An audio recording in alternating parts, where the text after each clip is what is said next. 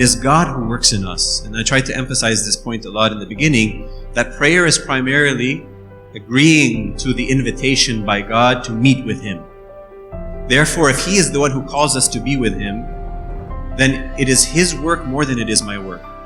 In other words, to be with Him is our work.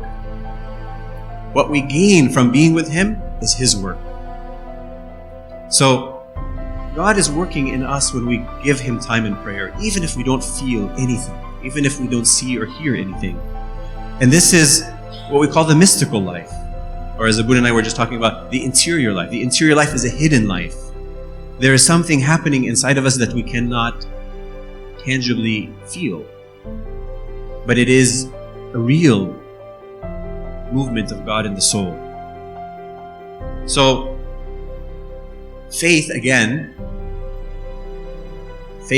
is the measure by which we will enjoy prayer. Because, as I was saying last night, if I pray and I have emotional feelings in prayer, and then the next night I pray and have no emotional feelings in prayer, was God more present in the first day than in the second day? What do you think? Of course not. He was just as present first day as He was in the second day.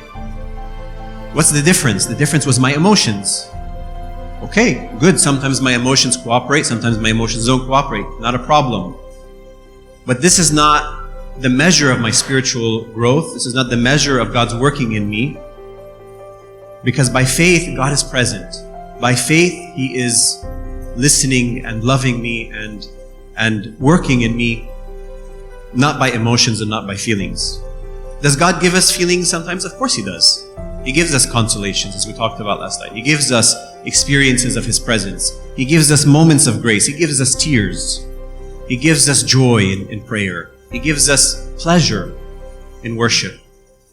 Sometimes. And then sometimes it's not there. And in those times, again, He is purifying us and cleansing us from our self-love and from our egos, which are hungering for pleasurable experiences. The ego desires pleasurable experiences, even spiritual pleasurable experiences.